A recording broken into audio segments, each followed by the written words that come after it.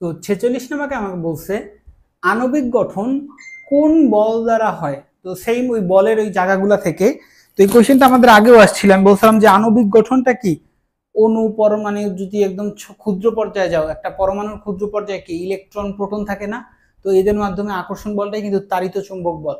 তো তাড়িত চুম্বক বলের জন্য হয়। আর এইখানে রইল যে বাকি যে জিনিসগুলো সেগুলো তো বারবারই বলতে হয়, যে ছকটা কতটা ইম্পর্টেন্ট তুমি মেডিকেল পরীক্ষা দিতে গেলে হয়তো বুঝতে পারবা যদি আগে উপলব্ধি করে না থাকো।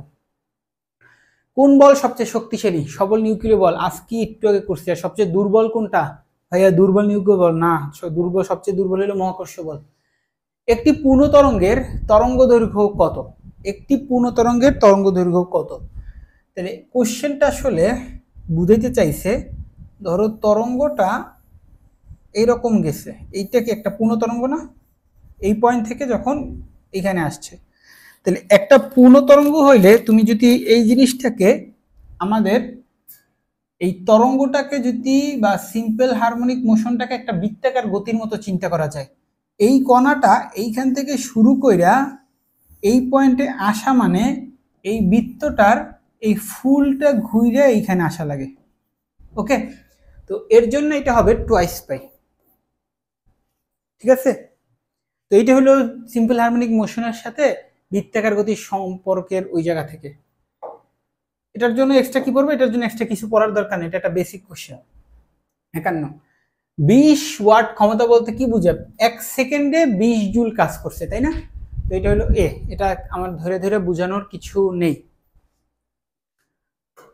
52 ভূমি হতে 5 মিটার উঁচু থেকে পড়ন্ত কোনো বস্তুর বিভব শক্তি ও গতিশক্তির অনুপাত কোনটি? ভূমি থেকে 5 মিটার উঁচু থেকে, ভূমি হতে 5 মিটার উঁচু থেকে পড়ন্ত কোনো বস্তুর বিভব শক্তি আর গতি শক্তির অনুপাত কোনটি? তাহলে তুমি একটু দেখো, এই যখন ভূমি, এই হলো 5 মিটার উচ্চতা, তাহলে 5 মিটার উচ্চতায় তার পুরো শক্তিটা কি? বিভব শক্তি। আর গতি শক্তি কি? তার 0, তাই না? তাহলে অনুপাতটা হওয়ার কথা কত? Something is to 0। তাতে এখানের কোনো অ্যান্সারই আমাদের হবে না।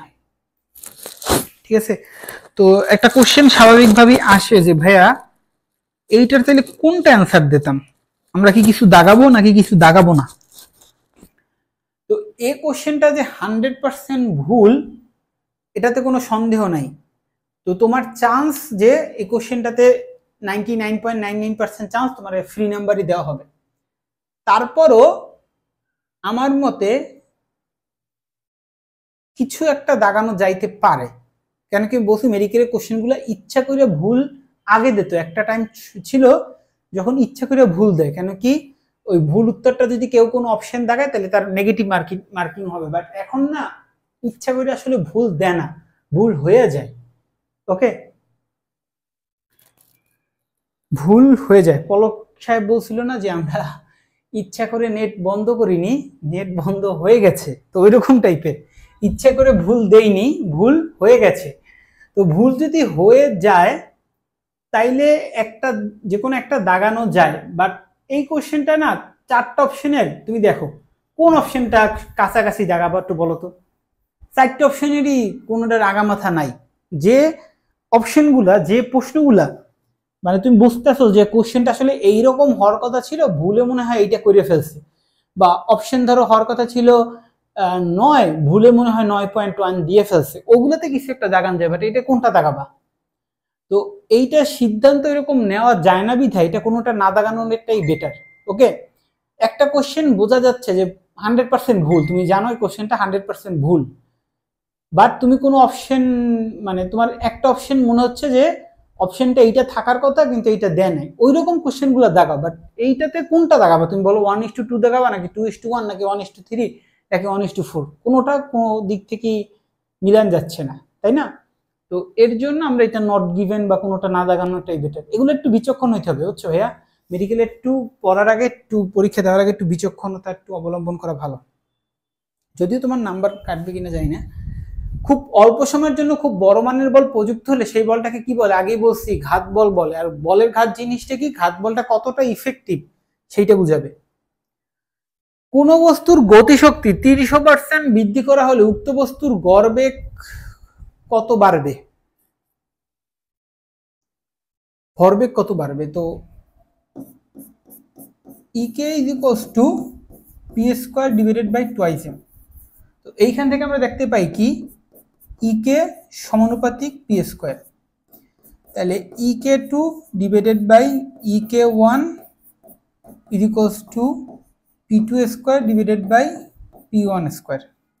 এখন এইখানে যে জিনিসটা হয় সেটা হলো এই যে 300% বৃদ্ধি করা আর 300% করা, এইটা ইঞ্জিনিয়ারিং এ খুব ভালো মতো ধরা হয় যে 300% বৃদ্ধি করলে যেটা করা উচিত সেইটাই করা হয়, 300% হয়েছে এইটা বললে যেটা করা উচিত সেইটাই করা হয়। 300% বৃদ্ধি করা মানে বুঝায় ইকে টুটা ইকে ওয়ান প্লাস 300% ইকে ওয়ান, এইটা বুঝায়, বুঝছো? তো ইঞ্জিনিয়ারিং এ থাকলে আমি এরকম ধরে অ্যান্সারটা বের করতাম, বাট মেডিকেলে আমি ম্যাক্সিমাম টাইমই দেখছি 300% বৃদ্ধি করা বললেও 300% হয়েছে, মানে EK two is equals to 300% EK one, এইটা ধরে উত্তরগুলো করে, ইনফ্যাক্ট ঢাকা ভার্সিটিরও। তাই আমি আপাতত এইটা ধরে মানে অ্যান্সারটা বের করি, তারপর যদি অপশনে পাই তাইলে ওইটা দেখাবো, আর যদি অপশনে না পাই তাহলে আবার এইটা ধরে করব। আমার টেকনিকটা বুঝছো? টাইম নেই তো, বুঝছো না? তো প্রথমটা যদি চেক করে যদি উত্তর না পাই তারপর সেকেন্ডটাতে টেস্ট করার খুব ঝামেলা, কিন্তু আমি ম্যাক্সিমাম টাইমই দেখছি যে সেকেন্ডটা ধরে করলে আইসা পড়ে, তার জন্য আমি সেকেন্ড টাইপের ভাবে ধরে আগাই। তাহলে ইকে টুটা হইল 300% ইন্টু ইকে ওয়ান, তো ইকে ওয়ান আর ইকে ওয়ান কাটাকাটি গেল, এটা একটা রুট দিয়ে দিই, is equals to P two by P one. তাহলে 300% মানে কি 300 ডিভাইডেড বাই 100, তার মানে কি থাকবে 3, তাই রুট ওভার 3, তার মানে কি 1.73 এরকম কিছু। তার মানে আমাদের অপশনটা এখানে নাই, এর মানে আমাদের 300% বৃদ্ধি করা হয়েছে সেইটা ধরেই করতে হবে, মানে প্রথম পদ্ধতিতে।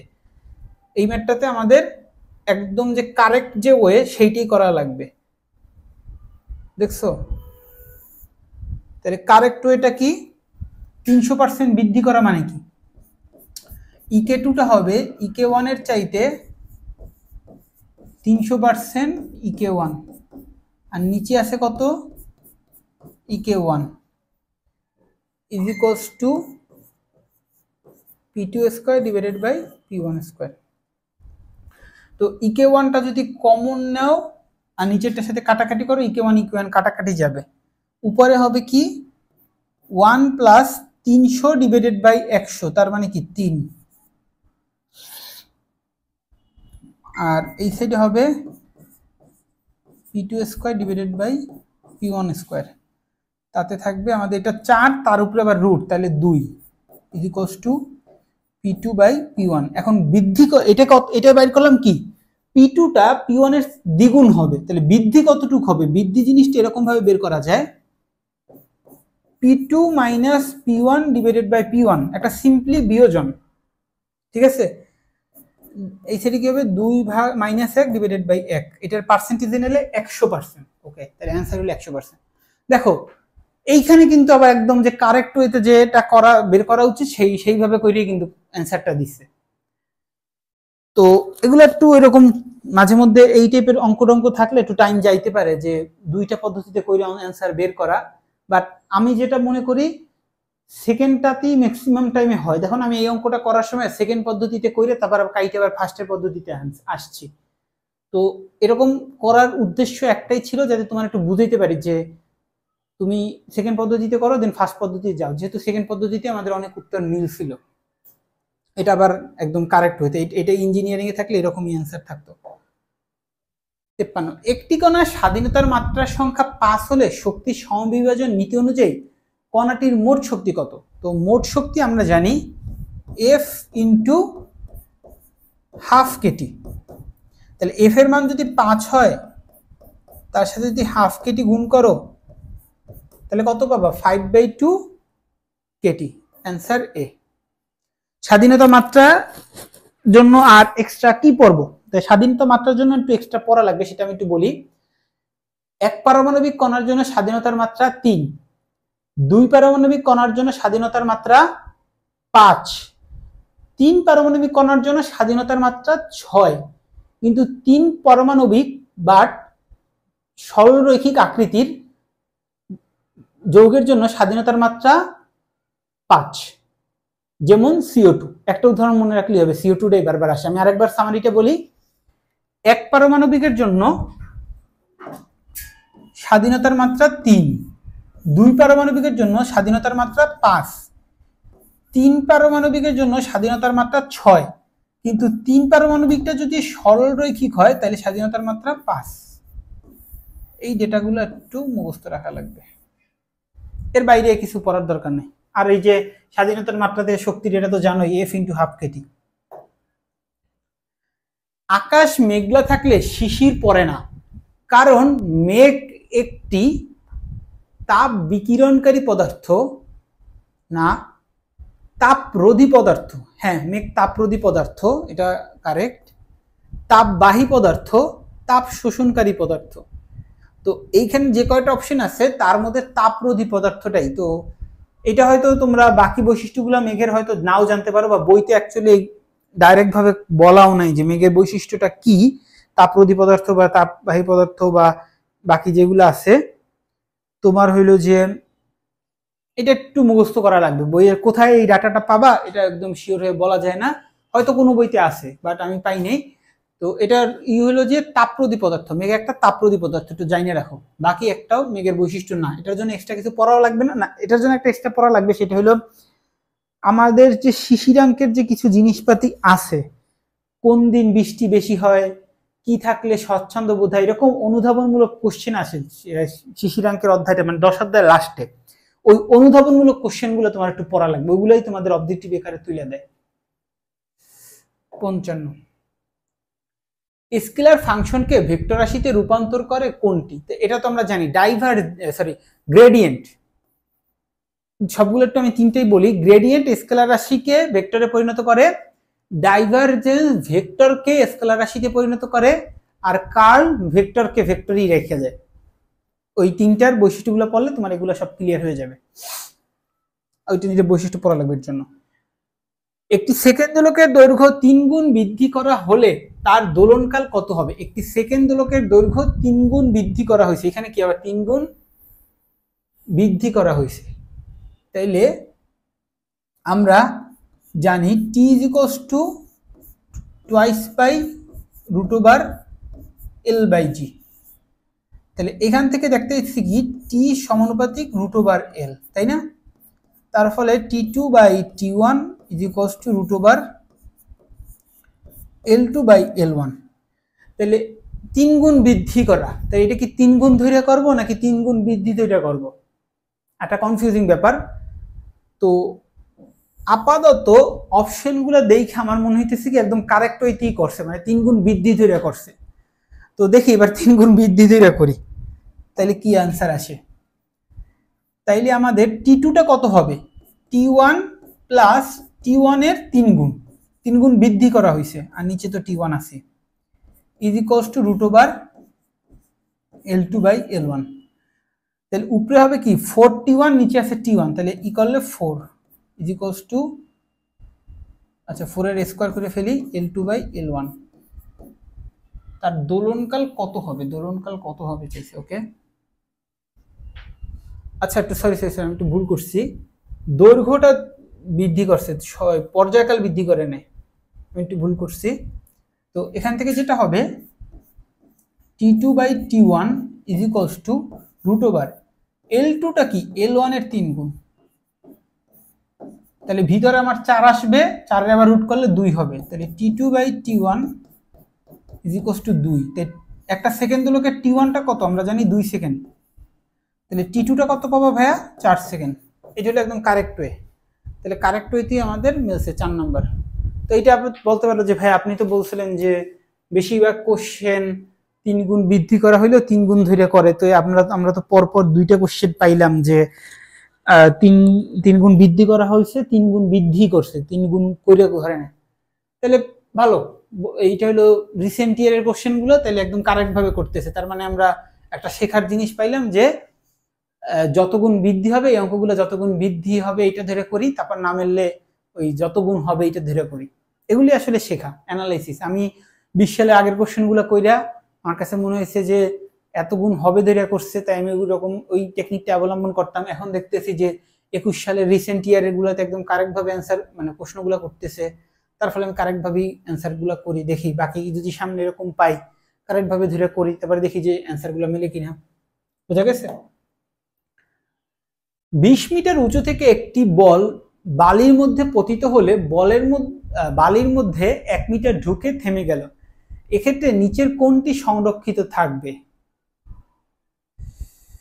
ওকে, শুধুমাত্র গতিশক্তি, ভরবেগ ও গতিশক্তি উভয়, শুধুমাত্র ভরবেগ প্রযুক্ত বল। আচ্ছা, তাহলে এখানে একটু দেখো, একটা বল যখন উপরে থেকে আইসা বালির মধ্যে পড়ছে তখন টোটাল শক্তিটা সংরক্ষিত থাকবে, কিন্তু গতিশক্তি কি সংরক্ষিত থাকবে? একটু বোঝো। এই হলো বালির একটা স্তূপ, একটা বল আইসে এখানে পড়ছে, সামথিং দূরে যাওয়ার পরে বলটা থামে গেছে, ঠিক আছে, এতটুকু দূরে যাওয়ার পরে। তাইলে এইখানে বলটার যে গতিশক্তি তখন কি একটা সামথিং গতিশক্তি ছিল, কিন্তু এইখানে যখন আসছে তখন কি গতিশক্তিটা শূন্য হয়ে গেছে না? বলটা গতিশক্তি 0 হয়ে গেছে না? টোটাল শক্তি সংরক্ষিত থাকবে, মানে বলটা যখন থামে গেছে তখন হয়তো কিছু তাপ উৎপন্ন হয়েছে, বিভব শক্তি থাকতে পারে, তার ফলে টোটাল শক্তি সংরক্ষিত থাকবে, কিন্তু গতিশক্তি তো সংরক্ষিত থাকবে না। ওকে, আর ভরবেগ তো সংরক্ষিত থাকবে, এটা আমরা জানি। তো এখানে গতিশক্তির যে পয়েন্টগুলো আছে এগুলো বা তার প্রযুক্ত বলের তো সংরক্ষিত থাকার প্রশ্নই আসে না, তাইলে শুধুমাত্র ভরবেগ। তো দেখো এই কোশ্চেনটাতে মানে সংরক্ষণশীলতা দেখলেই আমরা লাফাই খালি শক্তি শক্তি শক্তি সংরক্ষণশীল থাকবে। তো এখানে কিন্তু একটা টেকনিক করে গতি লাগাই দিস, শক্তি সংরক্ষিত থাকতেছে কিন্তু গতিশক্তি তো সংরক্ষিত থাকতেছে না, ঠিক আছে। এইটাই হলো মেডিকেলের একটু হালকা হালকা ছোট জায়গা, বুঝছো? তো অ্যান্সারটা হবে সি। একটি মহাবিশ্বের মৌলিক বলের অন্তর্ভুক্ত নয়, তাহলে মৌলিক বল 4টা কি কি আমরা জানি না? সবল নিউক্লিয় বল, দুর্বল নিউক্লিয় বল, মহাকর্ষ বল, তাড়িত চৌম্বক বল। তাহলে এখানে ঘাত বলটা মৌলিক বলের মধ্যে পড়ে না, আনসার বি। পদার্থবিজ্ঞানে আব্দুল সালাম ও স্টিফেন ওয়াইনবার্গ কোন বল দুটিকে একীভূত করেছিলেন? তো এটার অ্যান্সার হলো তড়িৎ চুম্বক বল, দুর্বল নিউক্লিয় বল। আমার বোঝানোর কিছু নাই, এই ডেটাগুলা আমাদের আগে খুবই বেশি গলতকরণ করাইতো, 9-10 আরো বেশি গলতকরণ করাইতো। 9-10 এই জিনিসটা ছিল ফার্স্ট পেপারের ফার্স্ট অধ্যায়ের বিজ্ঞানীদের এই অবদানগুলো আছে। তো ইউজুয়ালি এগুলো তেমন একটা আসে না, যেমন গতবার যখন আমরা 18 সাল পর্যন্ত কোশ্চেন করছি একটাও কিন্তু পাইনি, আজকে একটা পাইছি। তো যাদের একদম ফিজিক্সের টার্গেট পুরা যে কয়টা কোশ্চেন আসবে সব কয়টা কোশ্চেনই পারতে হবে, তারা এই জায়গা ওই পৃষ্ঠাগুলোও পড়তে পারো। ফার্স্ট পেপারের ফার্স্ট অধ্যায় প্রথম দিকে বিজ্ঞানীদের অবদানগুলো আছে, ওগুলো একটু পড়তে পারো। আর যাদের মনে হয় যে না একটা দুইটা কোশ্চেন তো আমার ফিজিক্সের ছাড়াই যাবে, এই একটা দুইটা কোশ্চেন পড়তে অনেক টাইম লাগবে, তার চেয়ে আমি কেমিস্ট্রি একটা অধ্যায় বা বায়োলজির একটা অধ্যায় পড়ি, তাহলে আমরা দেখা যেতে পারে বায়োলজি একটা অধ্যায় পড়ে 2-3টা অবজেক্টিভও পেয়ে যেতে পারি। তো তাদের জন্য এটা আসলে বাদ, ঠিক আছে। এই টপিকটা খুব একটা আগে আসতো না, বাট যেহেতু রিসেন্ট ইয়ারে আসতেই পারে, বাট একটার জন্য তুমি কতটা ইফোর্ট দেবা এটা হলো তোমার চালাকির উপরে ডিপেন্ড করে আর কি, বুঝছো? তোমার যদি খুব হাই থাকে তাহলে তুমি দিতে পারো, আমি মানে ডিসকারেজ করি না, বাট তোমার অ্যাবিলিটি বুঝে আর কি তুমি দাও, সেটাকে আমি এনকারেজ করি। আর যেগুলোকে ডিসকারেজ করি সেগুলো তো বললাম, এই যে ক্যালকুলেটারের হাজার হাজার ঘন্টা বইসা ক্যালকুলেটার সলভ ঠিক শেখা, এগুলোকে আমি ডিসকারেজ করি। তো ওইগুলা আসলে ফালতু টাইম, বাট এগুলোতে সময় দিলে দেওয়া যায়, বাট বুঝিয়ে দেওয়ার কি, সময় যাতে অতিরিক্ত না দিয়া অন্য জায়গায় যেন সময় লস না হয়। কোনটি যান্ত্রিক ত্রুটি নয়? তো যান্ত্রিক ত্রুটিটা কি? যন্ত্রের ত্রুটি, তাই না? তো লেভেল ত্রুটি এটা কিন্তু একটা যান্ত্রিক ত্রুটি, ঠিক মতো লেভেলটা ম্যাপ হয়েছে কিনা। পিছন ত্রুটি, তুমি ধরো এই তুমি হ্যান্ডেলিং যে ধরছো এটা মানে ঠিক মতো থাকতেছে না, পিছলে যাইতেছে, পিছনে এসে পড়তেছে, এটা পিছন ত্রুটি। শূন্য ত্রুটি আছে, তো সূচক ত্রুটিটা কিন্তু যান্ত্রিক ত্রুটি না। তো এইটাখান থেকে আমরা কি শিখলাম? ওই যে বিভিন্ন টাইপের ত্রুটির যত যা আছে সবকিছু, লম্বিক ত্রুটি কি, শূন্য ত্রুটি কি, এগুলো একটু সব ভালো মতো পড়া লাগবে। যান্ত্রিক ত্রুটির মধ্যে কারা কি পড়ে সেগুলো পড়া লাগবে, কোন যন্ত্রে কোন ত্রুটিতে থাকে সেগুলো পড়া লাগবে, বুঝছো? এগুলো আমাকে দিলেও হঠাৎ করে আমি পারবো না। তো তো আমার তো পরীক্ষা আসলে শেষ, আমার পরীক্ষা দেওয়ার কিছু নাই, আমি যেখানে পড়তে পারতেছি, তো তোমাদের পড়া লাগবে আর কি।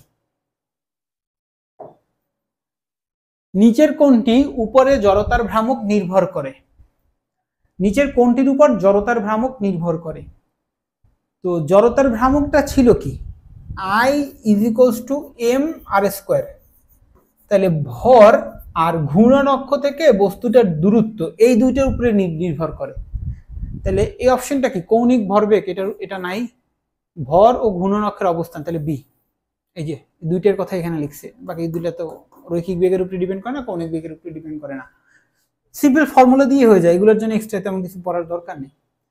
কোন নিত্যতার সূত্র জেট ইঞ্জিন বা রকেটের কার্যনীতির ভিত্তি? তো এটা হলো নিউটন তৃতীয় সূত্র, তাই না? তো এখানে হইলো তৃতীয় সূত্র থেকে আমরা কি পাই? রৈখিক ভরবেগের সংরক্ষণশীলতা পাই তৃতীয় সূত্র থেকে। তো অ্যান্সারটা হইলো রৈখিক ভরবেগ। ওই যে P m1 v1 is equals plus m2 v2 is equals two m1 u1 যোগ m2 u2, ওই সূত্রটা ভরবেগের সংরক্ষণশীলতা। ওইটা কি? আরেকটা নাম রৈখিক ভরবেগের সংরক্ষণশীলতা। 10 কেজি ভরের একটি স্থির বস্তুর উপর 100 নিউটন বল প্রয়োগ করলে ত্বরণ হবে। আচ্ছা, তো আমরা F is equals to ma দেব, F is equals to ma।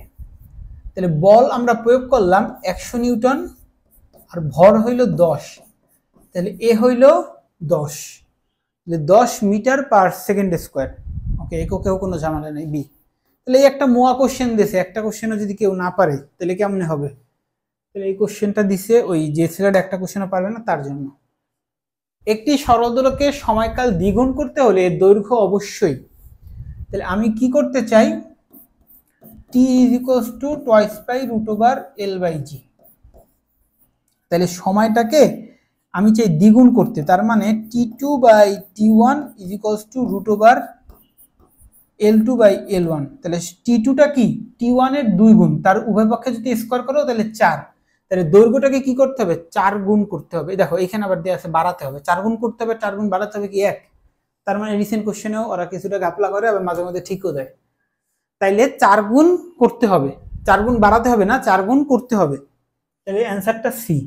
আবার এইটার অনেক মানে জিনিয়াস পোলাপাইন বলবে যে ভাইয়া অপশন তো ছিল 4 গুণ বাড়াতে হবে, আমরা তো বুঝছি 4 গুণ করতে হবে, তাই আমি কোনো অপশনটাতে দাগ দিই নাই, আমি এটাকে ফাঁকা রেখে আসছি। দাগ দিয়ে যদি একটা নাম্বার কাটা যায় তো ওই পণ্ডিতই করা যাবে না। এটাই তোমার বুঝাইতে চাইছিলাম, যে অপশনগুলা তোমার এইটা হওয়ার এইটাই তারা বুঝাইতে চাইছে, বাট তারা লেকচার একটা, ওগুলোতে ওই পণ্ডিতই দেখার দরকার না যে আমি কোনোটাই দাগাইনি। আমি কি বুঝাইতে পারছি? কিছু কিছু জিনিয়াস পোলাপাইন তারা কিন্তু আসলে ঠিকই বলছে যে 4 গুণ করতে হবে, 4 গুণ তো বাড়াতে হবে না। 4 গুণ বাড়ানো মানে কি? 5 গুণ করে ফেলছে, তাই না? তো সেইটা ভাইবে তারা বলছে যে ভাই এখানে কোনোটাই উত্তর হয় না, আমি তাই দাগাই নেই। তার ফলে কিন্তু তার ওই অ্যান্সার কিন্তু আসলে এই সি নাম্বারই কারেক্ট নেবে। এটা যত কান্নাকাটি করো, বুঝাইতে চাও, কেউ শোনার কেউ নাই। ওকে, তো এটা বুঝেছি, সেগুলো টু ওইরকম ভাবে অ্যান্সার করে দেবা যেগুলো তোমার মনে হয় এইটাই অ্যান্সার হইতে পারে। আগের যে অপশনটা ওই যে বিভব শক্তি যে মানে ভুল ছিল অপশনগুলা, তো ওইটাতে তো কিছু করার নাই, ওটা তো বাদই। ওটার যে কয়টা অপশন কোনোটাই আন্দাজেও দেওয়া যায় না, ওটা বাদই দিয়ে রাখো, ওটার আন্দাজে ফাফত জোর করে দেওয়ার মানে নেই। এইটাতে কিন্তু আবার এইরকম গ্যাঞ্জাম করো না যে কিছু না দিয়ে এসো না। এই জিনিসগুলোই তোমাদের ধরানোর জন্য আমাদের এই ক্লাসগুলো এত বড় বড়। ৬৭ নাম্বার, বল ও সরণের মধ্যবর্তী কোণ 0 ডিগ্রি হলে কাজের পরিমাণ কি হবে? সর্বোচ্চ হবে। কারণ কি এটা তো আমাদের আর বলবো না, কারণ কি এটা 9, 10 এর পোলাপেন, যদি কেউ না পারো 9, 10 এর কাউরে জিজ্ঞেস করবা যে এটা কেন হবে একটু বলো তো। দুর্বল নিউক্লিয় বল সৃষ্টির জন্য দায়ী হলো, সবার মাইন্ড করো না, বলছি কেন কি তুমি এটা এই লেভেলে আসলে পারা উচিত, তাই।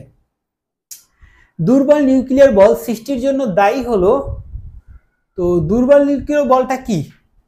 দুর্বল নিউক্লিয় বলের সাহায্যে কি কি হয়? বিটা ক্ষয় হয়। মুখস্থ পারো ওই ছকটাতে, আমি রিপিট করতে করতে ওই ছকটা আমার গলা ব্যথা করতেছে সিরিয়াস লেভেলের। তো ওই ছকটা তুমি দেখলা মানে দুইটা মানে আমাদের ক্লাসে কয়বার ওই ছকটা দিয়ে কোশ্চেন পাইছি একটু বলো? 15-20 বার হবে না? 15-20টার তো বেশিও মনে হবে, তাই না? তো ওই ছকটার গুরুত্ব কি বুঝাবো? এরপরে যদি ওই ছককে বাদ দিয়ে যাও, সে ভাই মেডিকেলে তার পড়ার কোনো ইচ্ছা নাই, যে জোর করে বাবা মা পড়াইতে আছে তাই পড়তে চাইতেছে। কোনটি এসআই একক নয়? কোনটি এসআই একক নয়? তো এসআই এককের ওগুলো প্রথমেই দেওয়া আছে। মিটার একটা এসআই একক, কিলোগ্রাম একটা এসআই একক, ক্যালভিনও কিন্তু একটা এসআই একক, লিটারটা এসআই একক নয়। তো এই জিনিসগুলো আমাদের ফার্স্ট পেপারের ফার্স্ট অধ্যায় আছে, এগুলো একটু পড়ে নিতে হবে। প্লাস 1 মিটার বলতে কি বুঝায়, 1 কিলোগ্রাম বলতে কি বুঝায়, 1 ক্যান্ডেলা বলতে কি বুঝায়, তো এগুলো হইলো পড়তে হবে।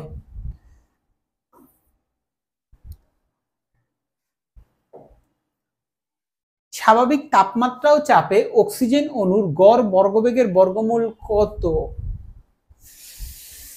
তাইলে গড় বর্গবেগের বর্গমূল হইল CRMS, যেটার মান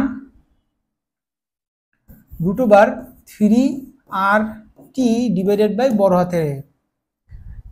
তো স্বাভাবিক তাপমাত্রা ও চাপ, তার মানে স্বাভাবিক তাপমাত্রা মানে 273 বসাবো, আর অক্সিজেনের জন্য, অক্সিজেন মানে কি O2, তাহলে 32 বসবে, এম এর মান 32। কিন্তু এখানে একটা ব্যাপার আছে, এম এর মানটা কিন্তু এখানে কেজিতে বসানো লাগবে, কিন্তু আমি কিন্তু এটা অনেক ভুল করতাম, আমি 32 বসাইতাম তারপর উত্তর মিলতো না। তাইলে এটার ক্যালকুলেশনটা তো ভালোই ঝামেলা হবে, তাহলে আমরা একটু করি তারপর আমি একটু বলি কথা। তো ক্যালকুলেশনটা এখানেই করি, আই গেস দেখা যাচ্ছে √3 ইন্টু 8.314, তাহলে আমরা 80 ধরি আর এর মানটাকে, টি এর মান 273, এম এর মান 32 ডিভাইডেড বাই 10 কিউব, তার মানে 10 কিউবটা উপরে যাবে। ভালোই ঝামেলার ক্যালকুলেশন। তাহলে এইটাকে আমি ধরি 33, আর এই 8টাকে আমি 8 না ধইরা 9 ধরি, 3 ইন্টু 9, ক্যালকুলেশন সুবিধার জন্য, বুঝছো? 8 ধইরা তেমন একটা লাভ ছিল না, 9 ধরি। তাহলে এটা যদি 33 হয়, 33 যদি হয়, এটা হবে 11, আর এটা হবে আমাদের 3 দ্বারা কাটছি, ঠিক আছে? এরপরে আর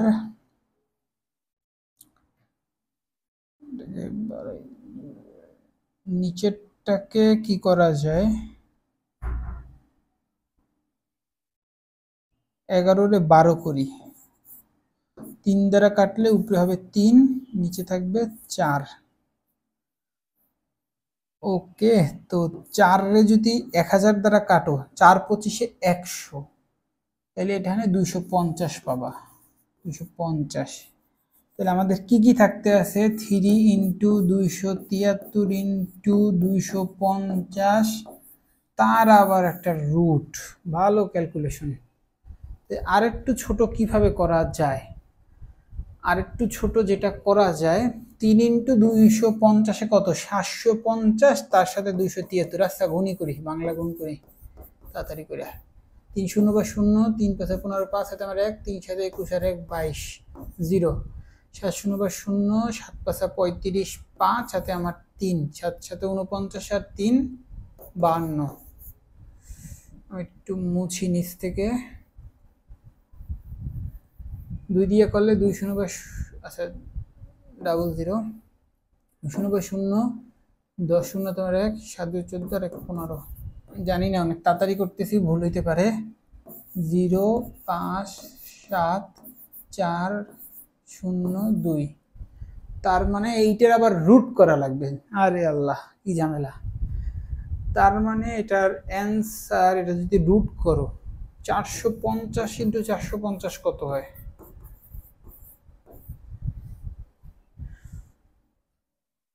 0 0 0 0 5 25 5 2 20 22 0 0, 4 0 4 5 20 0 তোমার 2 4 4 16 2 18, এটা যদি যোগ করো তাহলে কত, 0 0 5, আচ্ছা এখানে লিখে অ্যান্সারটা 0 0 5 2 0 তোমার 1 2 20 25 00 2047। আচ্ছা 450 আর 450 যদি গুণ করি তাহলে এই অ্যান্সারটা আসে, আর এইটা খুব কাছাকাছি মনে হইতেছে এইটার। তার মানে এই সংখ্যাটাকে রুট করলে 450-এর আশেপাশে কিছু পাবো। তাহলে 450-এর আশেপাশে আমাদের কি আছে একটু দেখি। 261 না, এটা অনেক দূরে। 461টা কিন্তু আশেপাশে, এটা রাখা যায়। 161 অনেক দূরে বাদ, 361 অনেক দূরে বাদ, তার মানে 461 হবে। ঠিক আছে, তাহলে এত বড় একটা ক্যালকুলেশন অবভিয়াসলি মেডিকেলে ক্যালকুলেটর ছাড়ার জন্য দেয় না। এইটা হয়েছে কি, কোনো একটা বইতে এই ডেটাটা দেওয়া আছে, বইয়ের ওই ডেটাটাই তোমার দিয়ে মানে ওই হিসাবে এমসিকিউটা দিছে, বুঝতে পারছি। এইরকম ক্যালকুলেশন কইরা এটা বের করার ডেটা না, আমি বুঝাইতে পারলাম কিনা। তো এইরকম কিছু কিছু জিনিস বইয়ের ডাইরেক্ট ডেটা আকারে মুখস্থ রাখতে হবে। তো বলতে পারো যে ভাই তাহলে কয়েকটা আপনি একটু বইলা দেন। তো আপাতত গত ক্লাসে একটা পাইছো আর এই ক্লাসে এই একটা পাইলা, এই দুইটাই মনে রাখো। কোশ্চেন ব্যাংকে যখন এরকম আবল তাবল ডেটা মুখস্থ রাখার জিনিসপাতি আইসে পড়ে, তো তখন মনে রাখবা যে কয়টা কোশ্চেন ব্যাংকে আছে ওই কয়টাই আপাতত মুখস্থ রাখি। আমি বুঝতে পারছি যে যেগুলো ম্যাথ করে বাইর করা যায় মুখস্থ রেখাও দিতে পারে, তো ওই রকম যেগুলো কোশ্চেন ব্যাংকে আসছে ওগুলো একটু মনে রাখো। যদিও এটা আমি বের করতে পারছি 450-এর আশপাশে, বাট তারপরও ভালো একটা হ্যাসেল ই করা লাগছে। 69 প্যারালাক্স ইরোর কোন ধরনের ত্রুটি? তো প্যারালাক্স ইরোর এটা কিন্তু ব্যক্তিগত ত্রুটি। দেখছো বারবার এই ত্রুটি নিয়ে আসতেছে, তার মানে আমরা বুঝছি বর্তমান সময়ে ত্রুটি একটা হট টপিকের মধ্যেই পড়া যায়, 3 স্টার ধরা যায় ত্রুটিটারে। কোনটা লম্বিক ত্রুটি, কোনটা প্যারালাক্স ত্রুটি, কোনটা হইলো যে ব্যক্তিগত ত্রুটি, কোনটা হইলো যান্ত্রিক ত্রুটি, এই জিনিসগুলো মনে রাখা লাগবে। বিশেষ করে আমরা যে কোশ্চেন প্যাটার্নটা পাইছি তার মধ্যে দুইটা মানে এই টাইপের কোশ্চেনটা খুব কমন, যে কোনটা যান্ত্রিক ত্রুটি আর কোনটা প্যারালাক্স ত্রুটি বা ব্যক্তিগত ত্রুটি বা এরকম টাইপের। ঠিক আছে, ব্যক্তিগত ত্রুটি কোনটা আর যান্ত্রিক ত্রুটি কোনটা, এইটা একদম কিছু পারো না পারো মুখস্থ রাখবেই। ওকে, 70 নাম্বার কোশ্চেন, মহাকর্ষীয় ধ্রুবকের মান কত? তা 10^11 -11 আছে দুইটা অপশন। আচ্ছা দুইটা অপশনে আছে, বাট এইখানে 4.67, এখানে 6.67, মানে সি। দেখো অপশনগুলা যে কোশ্চেনটা সোজা সেটা দেখবা একটু অপশনে একটু হালকা পাতলা ঝামেলা টামেলা করে, এগুলো সাবধান হয়ে পরীক্ষা দেওয়া বা ভালো মতো ঠিক কারেক্ট করে যে আসতে পারবে সেই আসলে মেডিকেলের চান্স তার নির্ভর করবে, বুঝছো। আর মেডিকেলের জন্য একটা জিনিস বলি, মেডিকেল এক্সামটা যখন তুমি দেবা তখন তোমার এক্সামটা ভালো হোক বা তুমি পারতেছো যেরকমই হোক না কেন, নিজের সর্বোচ্চ যেটা আনা যায় সেইটা আনার চেষ্টা করবা, বুঝছো। দেখা যায় কি মেডিকেল এক্সামে 1 নাম্বার 2 নাম্বার 1.25 নাম্বার বা 3 নাম্বার, 3 নাম্বারের জন্য দেখা যায় কেউ সোহরাওয়ার্দী মেডিকেলে পাইলো, কেউ বরিশাল মেডিকেলে পাইলো, বা 2 নাম্বারের জন্য দেখা যায় কেউ সলিমুল্লাহ মেডিকেলে পাইলো, কেউ ধরো রংপুরের বাইরে মেডিকেলে পাইলো। তো তখন এখন এখন হয়তো মনে হতে পারে যে ভাই চান্স পাইছে এই বড়, ভাই আবার ওই মেডিকেলের তুলনা করতেছে। কিন্তু তখন যাদের সাথে এরকম হয় তখন তারা অ্যাকচুয়ালি বোঝে যে কতটা কষ্টের, যে আমার একটা নাম্বার আর 2টা নাম্বারের জন্য আমি সোহরাওয়ার্দী বা সলিমুল্লাহতে পাইতাম, এখন এইখানে পাইছি। মানে চান্স পাওয়ার পরেই কষ্টটা খুব গায়ে লাগে, বুঝছো। এখন হয়তো মনে হইতে আছে যে মেডিকেল তো চান্স পাইছি তো 1-2 নাম্বার আর কি। যারা চান্স পায় তখন 1-2 নাম্বারের জন্য যদি একটু পজিশন গ্যাপ হয় তখন তাদের আসলেই অনেক কষ্ট লাগে বা গায়ে লাগে।